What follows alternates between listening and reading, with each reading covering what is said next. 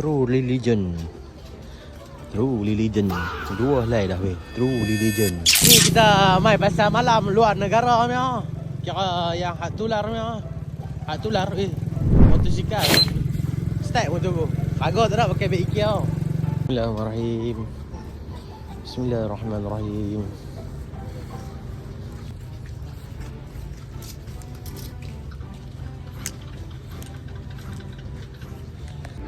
Pico, TNC Surf kan. Tak ada habis zaman dah. Dalam episod sebelum ni kan, parit ni aku jatuh. Seronok dapat benda bawa lah kerja. Seronok ceramok.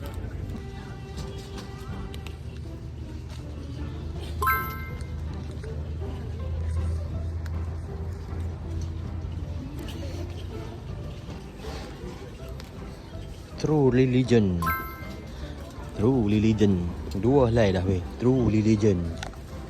Ada siapa peminat dia? Aku tak pandai sangat ni. Dapat murah. Ada dia bagi offer sikit lah.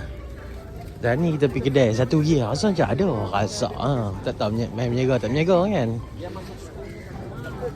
Ada 3 helai Ralph Lauren duduk depan-depan tu. Ralph Lauren oren. Kuda ataupun Ralph Lauren. Kita tengok lu. Cuci mata lu. Baju collar tak berminat sangat. Bukan kerja kerajaan. Elok kan motor siapa ni? Hampa kalau nak tengok video projek kita, hampa boleh tengok di akaun ni. Projek kutip sikit-sikit. Hari ni aku nak kutip sikit-sikit gambar. Apa banyak barang orang. Rasanya lah. Rasa macam barang itu punya tak tempat lagi. Weh, Pico. Wow. Tak boleh kita next lagi kat orang lain. Tak ada player.